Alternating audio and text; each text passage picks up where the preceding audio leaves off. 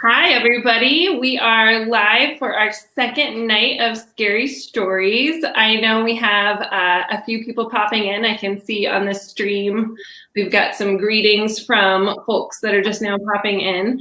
Tonight we'll have some somewhat scary stories from Mrs. Ornelas and from one of our favorite librarians, Miss Josephine. She's here to tell us some stories live from her library, and it looks like Mrs. Ornelas is maybe in a creepy cave somewhere. I'm so excited to hear what she's going to tell us. So while we wait for folks to tune in, I have a couple of jokes for us because Halloween doesn't have to be all fright and gore. We can laugh in the face of danger as well. Mrs. Ornelas, I have a joke for you. I'm wondering if you know, what's a ghost's favorite dessert? Jello. No, a ghost's favorite dessert is ice cream.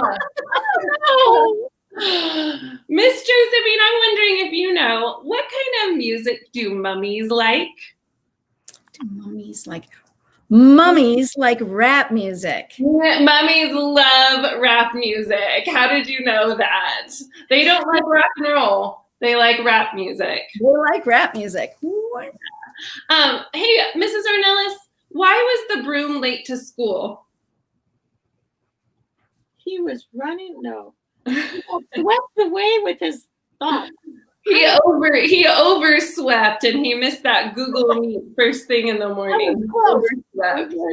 You know, we got to get up pretty early for those Google Meets at 8:45. Miss Josephine, this one's from my friend Rudy. What kind of gum does a ghost chew? Blueberry flavored. Booble gum. A ghost is gonna chew booble gum. 7:00. I know we have a few. I'm looking up here. It looks like we have at least 24 families joining us for our live stream. I just want to give everybody a reminder that our pumpkin auction is live.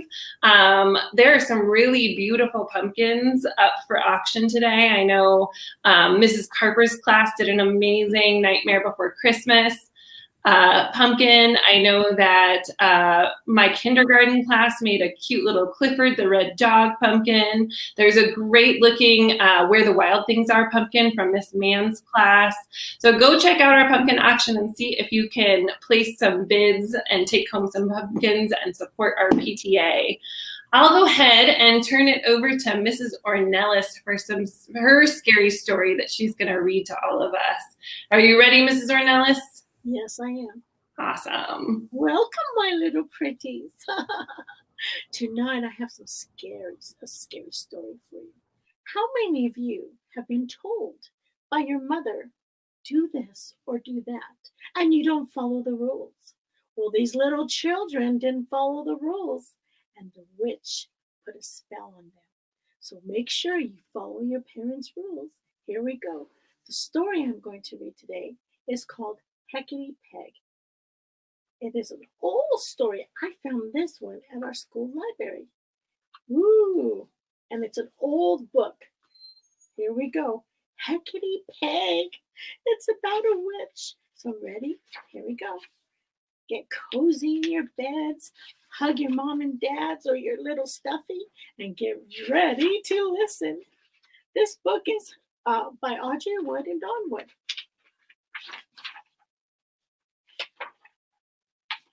Down the dusty roads and far away, a poor mother once lived with her 7 children named Monday, Tuesday, Wednesday, Thursday, Friday, Saturday, and Sunday.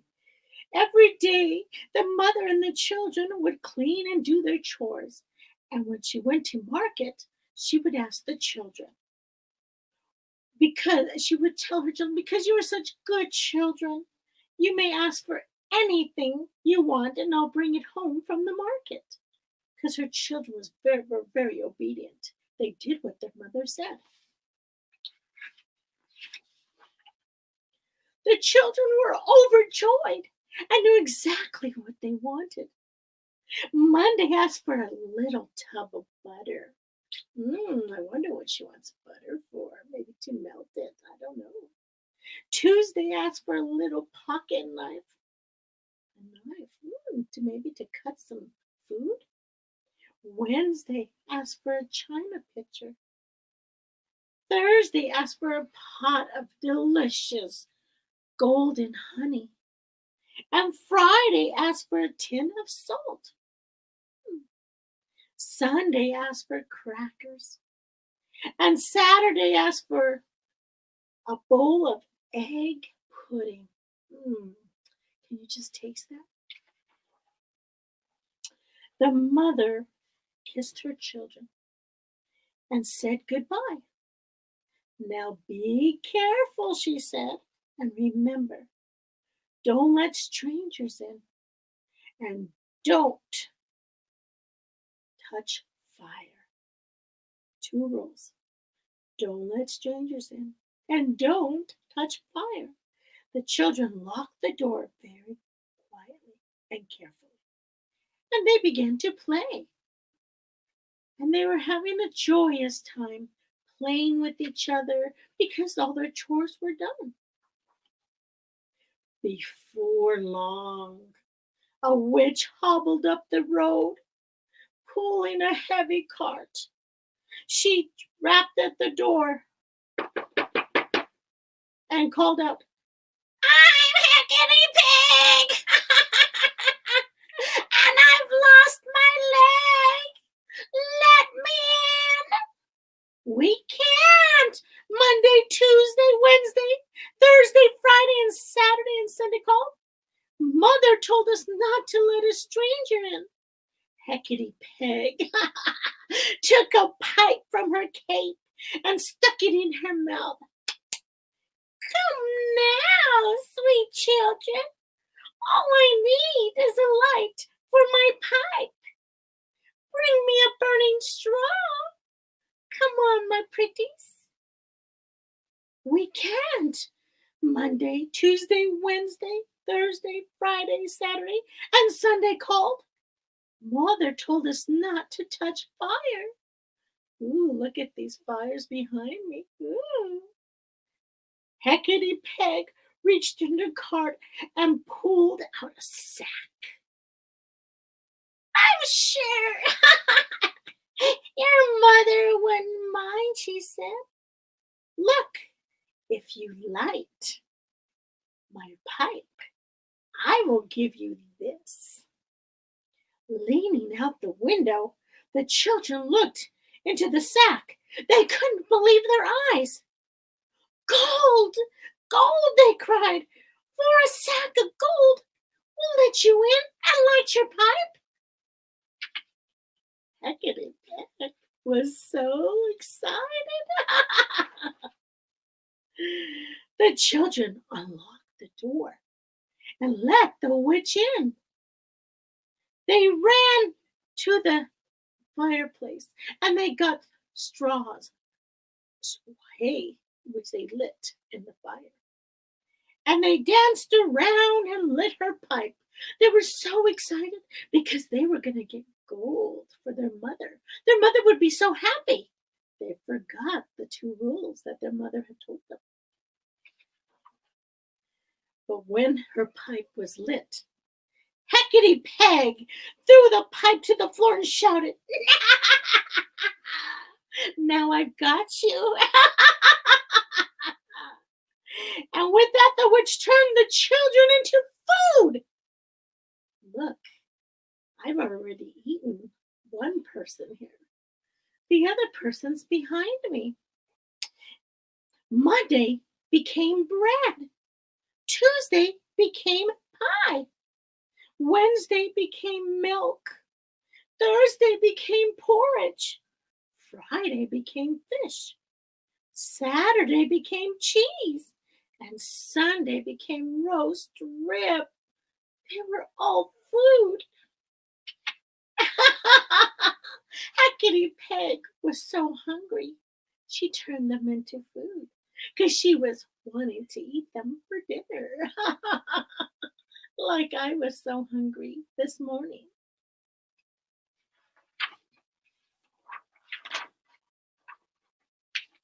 Hecate Peg gathered up the food and loaded it into her cart. Without looking back, she pulled the cart down the road, over the bridge, through the town, across the field, and deep into her woods to her hut, her secret hut. Nobody knew where this hut was. Soon, the mother returned home, carrying a large basket. In it were all the beautiful and wonderful things her children wanted. A tub of butter for Monday, remember that. A pocket knife for Tuesday. A china pitcher for Wednesday. A pot of golden delicious honey for Thursday. A tin of salt for Friday. Crackers for Saturday. And a bowl of egg pudding for Sunday. Monday, Tuesday, Wednesday, Thursday, Friday, Saturday, Sunday. She called and she waited, but there was no answer. The mother found the witch's broken pipe and burnt pieces of straw on the floor. Tears ran down the mother's face. Her eyes were welted with tears. She sat on the floor crying. Who has taken my children? She cried. In the window, there was a blackbird who had seen everything and took pity on the poor mother and hopped down the windowsill. Follow me, chirp, chirp. Follow me, chirp, chirp. It's Hecate Peg. She lost her leg. They let her in. Grabbing her basket, Mother followed the blackbird down the road, over the bridge, through the town, across the field, and deep into the woods, until she found Hecate Peg's hut. Hecate Peg had just sat down to supper. Her stomach was so hungry. Her house smelled so wonderful, with all the wonderful children she had made into food. And she was just about to take her first bite when she heard a loud knock at the door. Let me in, the mother called. I want my children back. You can't come in, said Hecate Peg. Your shoes are too dirty. Then I'll take them off, the mother said, and so she did. Let me in, the mother called. I want my children back. You cannot come in, said Hecate Peg. Your socks are dirty. Then I'll take them off, said the mother, and so she did. Let me in, the mother called, crying, with tears streaming down her face. I want my children back. You still cannot come in, said Hecate Peg. Your feet are dirty. Then I'll cut them off, the mother said.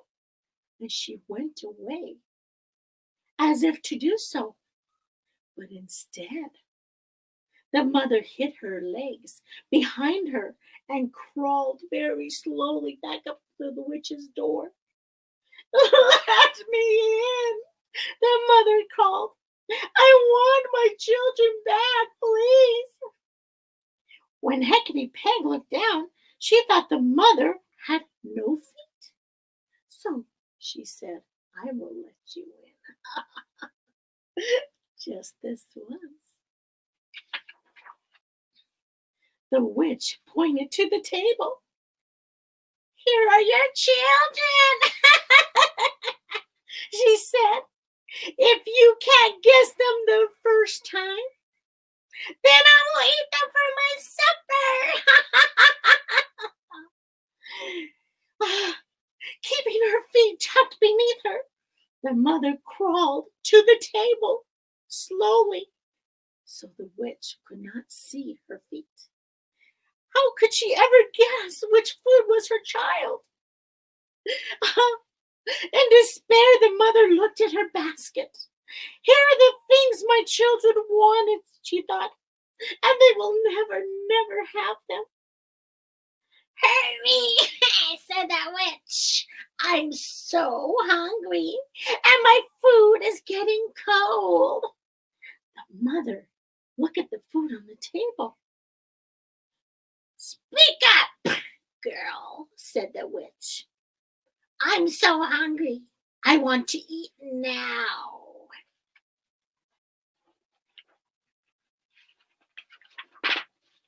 Suddenly, the mother knew what to do. Taking the things from her basket, she said, I know my children, and I know what they want. Bread wants butter. That's Monday. Pie wants knife. That's Tuesday. Milk wants pitcher. That's my Wednesday. Porridge wants golden honey. That's Thursday. Fish wants salt. That's Friday. Cheese wants crackers. That's Saturday. And rib roast wants creamy, delicious egg pudding. That is my Sunday. Quick as a wink, the children turned back into themselves. They hugged and kissed their mother so tightly, and they hugged and kissed each other, and they danced around the room. They were so overjoyed. Jumping to her feet, the mother cried, I got my children back, Hickety Peg. Now you will be sorry that you took them. She chased the witch around the hut, out of the woods, across the field, through the town, and onto the bridge. And Hickety Pig jumped off the bridge and was never seen again. So you know your days of the week. Every time you think of the days of the week, think of these children who didn't follow their mother's rules, and they got themselves turned into food. Good thing their mother knew them so well. You don't realize how well your mothers know you. So be careful, be cautious of who you let in to your house. Welcome and happy Halloween. Thank you for joining us. Oh my goodness, that was so scary, Mrs. Ornelas, and very entertaining. I see we have a lot of comments here in the chat, and I'm just going to say hi to a couple of our students. Hi to Rosie and Ruby Black. I'm glad you're joining us again tonight. And hello to Max and Thomas. Kylie, I'm glad you enjoyed that so much. The Laughlin girls are here listening to all of our stories. I know Winter is here in our audience, so hi, Winter. Hi to all of our teachers who were able to join us. I know Henry W. is here again, and it seems like he's really enjoying himself. And I also want to say hi to Kaylani Hatcher. It's good to see you in here as well. And I'm sure I missed a lot of you, but I'm so happy that you're all here to join us. So next, I'm going to introduce Miss Josephine. She's going to tell us some scary stories as well. Miss Josephine, are you ready to spook us just a little bit? I am. Awesome. I'm not in a scary place. I'm in my library here at home. But the stories are folk tales. And, you know, I don't like things that are really too horribly scary. I never have, but I like a scary folk tale. And like the last story we had heard about Hickety Peg, it's always because children made some mistakes. They didn't listen to their parents, and so they got in terrible trouble. And that's going to happen in the stories that I'm going to share with you as well. This one is called The Black Geese, and I really like it. It's from Russia, and it's a Baba Yaga story. And Baba Yaga is a fearsome witch. Again, we have a witch from Russia. And the parents leave home with a very Simple instruction. Long ago, there lived a man and a wife who had 2 children, a girl and a boy. One day the woman said to her daughter, "Elena, we are going to market today. Stay in the house while we are away and look after your baby brother. For Baba Yaga's black geese who steal children have been seen flying over the village. When we come home, we will bring you some sugar buns." After her mother and father were gone, Elena stayed in the house with her brother for a little while. But soon she got tired of this and took him outside to where her friends were playing. She put him down on the grass and joined in their games, and presently she forgot all about him. The black geese came down, seized the little boy, and carried him away. When Elena found her brother gone, she was very frightened. She shouted his name, but he did not answer. At last she said to herself that the black geese must have stolen her brother and taken him to Baba Yaga, the terrible witch of the forest, who is 8 feet tall and eats little children. "I must go after him," Elena said, and she began to run toward the forest. She ran across the fields and came to a pond, and there she saw a fish lying on the bank, gasping for water. "Elena, Elena," called, "I am dying." Elena wanted to hurry on, but she was sorry for the fish. So she picked it up and put it carefully in the pond, where it sank and then rose again to the surface.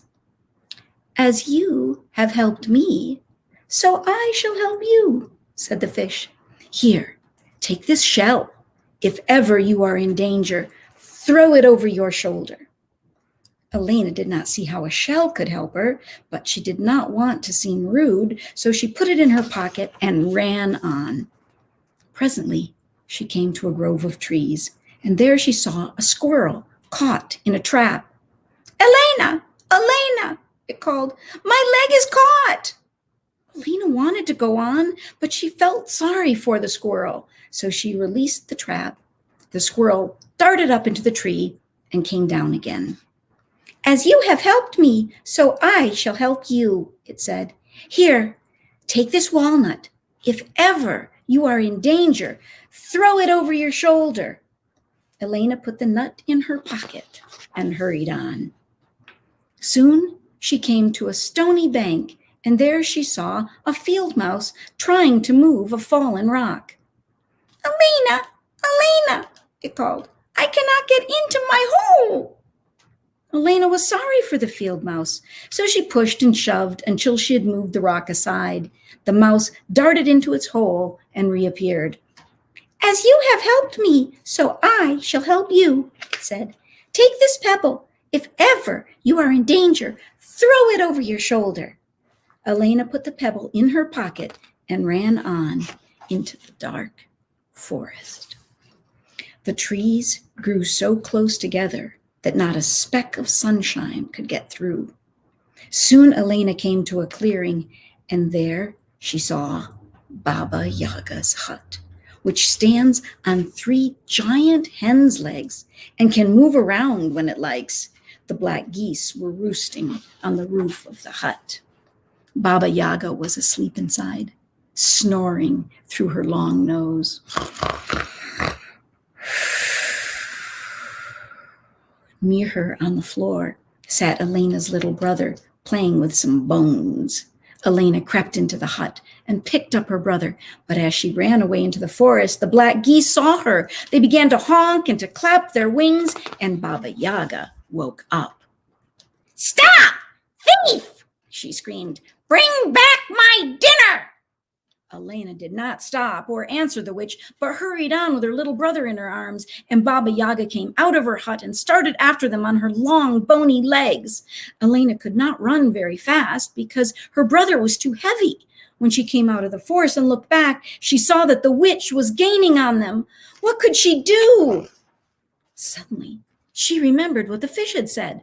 So she reached into her pocket and threw the shell over her shoulder. At once, a broad lake appeared behind her. It was too large for Baba Yaga to go around it, so she squatted down by the edge and began to drink. She drank so fast that the water began to sink at once.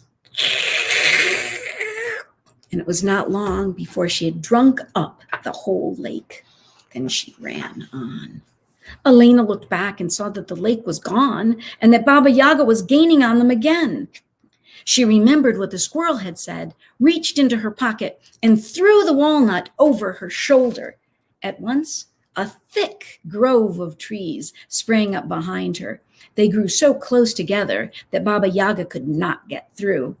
So she began to chew up the trees with her sharp teeth. She ate so fast that in a few minutes she had eaten up the whole grove of trees.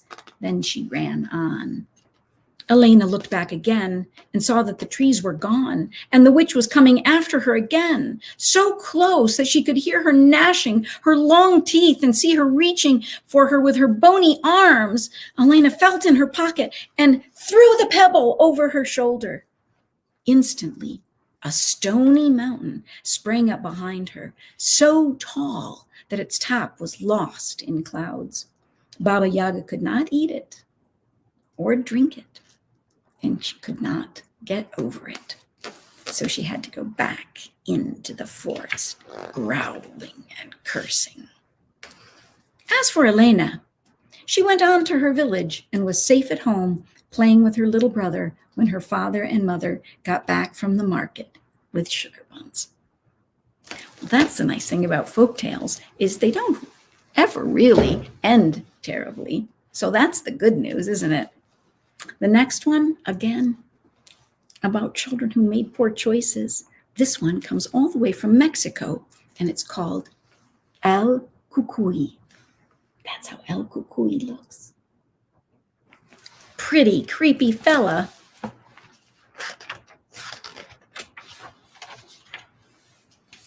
Who hasn't heard of El Viejo Cucuy? Some call him El Cucuy de la Mañana. Some call him El Abuelo. Some say he looks like a shaggy black bear. Some say he looks like a giant. But the ones who know best say El Cucuy is an old man with a back as crooked as a bent cedar branch. He lives in a cave in the mountains. His right ear looks just like everyone else's, but his left ear is big and red, and with it, he can hear everything. El Cucuy knows when children aren't behaving themselves. Sometimes he comes down from his cave in the mountains to carry bad children away. In many mountain villages, they tell about 3 sisters who lived back in the old days. Their mother had died, and their father was raising the girls all by himself. The youngest girl was very helpful. She kept the house clean and had supper ready for her father when he came home from work. But the 2 older girls were lazy. They didn't do a thing to help out. "Why do you work all the time?" the big sister said. "Come on outside and play." The little sister would answer, "I'm just trying to make things a little bit easier for our father. It's hard for him, raising 3 girls all by himself." "Oh, you're such a goody-goody," he would say. "Go ahead and work all day. We're going outside to play." Sometimes, when the man got home in the evening and saw that his older daughters had done nothing but play all day, he said, "You lazy girls, one of these days I'm going to call El Cucuy on you." "Oh, Papa," they answered, "you wouldn't call El Cucuy on your own daughters, would you?" Then they would go away and whisper to each other, "There's no such thing as El Cucuy. That's just something parents make up." One day, the older girls not only wouldn't help their little sister, they did everything they could to make her work harder. When she was trying to sweep the floor, they took the ashes from the fireplace and threw them all over the room. Later, when she was washing her father's clothes, the older sisters tied knots in the wet shirts. The younger girl couldn't get the knots out. When the man came home that evening and found out what had been going on, he said, "This time I really am going to call El Cucuy on you." He grabbed the two girls by the arm. He turned toward the mountains and called out, "Cucuy, Cucuy, come and get these bad girls." The girls stood looking at each other and trembling. But nothing happened. Then they whispered, "It's like we've always said. There's no such thing as El Cucuy." And they made up a game, chasing each other around the house, hollering, "Cucuy, Cucuy." But that evening, when the sun was setting and the sky was bright red with the sunset, down from the mountain came El Cucuy. His big red ear was glowing in the evening light. He came into the village and everyone ran to hide, but he went on down the road until he came to the girl's house. He walked inside and picked the two sisters right up from the supper table and carried them away. That's what he did. Oh no. They cried and begged him to let them go. But even though El Cucuy could hear everything with his big red ear, he didn't seem to be hearing a thing. He pulled them along beside him. Their dresses got torn on the cactus. Their legs were all scratched, and their faces were covered with dust. The tears made little rivers through the dirt on their cheeks. He carried them to his cave in the mountains and put them in the deepest part. The days passed by so slowly, and the girls sat in the cave, hugging each other and saying, "Won't we ever get home again? Won't we ever see our father and our good little sister again?" If El Cucuy would hear them, he would poke his head into their room and growl, "Your father and your little sister are glad to be rid of you." But he knew it wasn't true. He could hear everything, and he knew that after work, the girl's father spent every evening in the mountains looking for El Cucuy's cave. He hadn't slept a wink since his daughters had been carried away. And then one day, a boy from the village took his family's goats up the mountainside to eat grass. Before he mounted his burro to start for home at the end of the day, he counted the goats to make sure he had them all, and one was missing. He started on up the mountain looking for the missing goat. From time to time, he would stop to listen, and once, when he stopped, he heard the goat bleating. Meh, meh. He followed the sound, and it grew louder and louder. Meh, meh. And then he spotted the goat with its foot caught in a crack in the rocks. The boy ran to the goat to comfort it and set it free. And then when the goat stopped bleating, the boy noticed a different crying sound. It seemed to come from below him. He looked down deeper into the crack in the rocks and saw the girls down in the cave. The boy shouted, "What are you doing down there?" The girls looked up and pleaded, "El Cucuy has us here in his cave. Please help us out." The boy took off his jacket to lower to the girls like a rope. He helped them climb up out of the cave and then stumble down the mountain to where the herd of goats was waiting. The boy put the girls on his burro and started down the winding path to the valley. They had hardly started when they met up with the girls' father and little sister coming up the mountain to look for them. The girls jumped to the ground and ran crying to their father. He ran up the trail to meet them, and so did their little sister. They all hugged each other, and the girls said to their father, "Please, please, don't ever call El Cucuy on us again." And he never did. He never had any reason to. From that day on, those two girls were the most polite and helpful girls living in that little town. They grew up and got married and had children of their own, and in time, grandchildren and great-grandchildren, and great-great-grandchildren.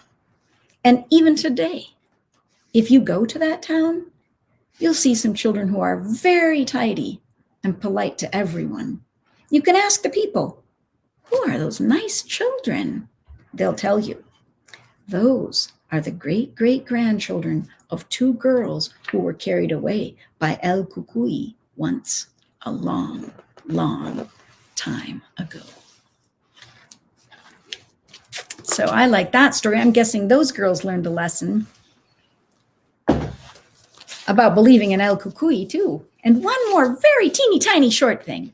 Oh, I would love to hear one more teeny tiny short story. This has been so fun. We have so many great comments. I know a lot of people miss you, Miss Josephine. If you have a chance to look back, you'll see all of the lovely messages. I miss everybody more than I can say. And if you'd like to hear me listen, actually I have a YouTube channel, Miss Josephine's Library, and I sit right here and I read other stories. In fact, I'm going to read a horrible, horrible Halloween story just for big kids on Halloween. It's going to be on and then it's going to disappear because I don't want it to stay on because it's that terrible. So if you don't like terrible stories, don't tune in. But otherwise, you can check out the library because there's a bunch of really nice stories on there. I'll put the Miss Josephine's YouTube over on Class Dojo, and then we can also send it out via email to our parents so that if you want to enjoy her library, you have a chance to visit her YouTube as well. And we'll go ahead and let you tell one more. It's really just a poem, but it's a dreadful little poem. So here we go with a dreadful little poem that I used to read my children. This one is from another country. It's from Germany. And my mother happened to be German. And she read this to me when I was little. In fact, she read it in a different language. She read it to me in German. But I found it in English to read to my children. And I'm going to read it to you.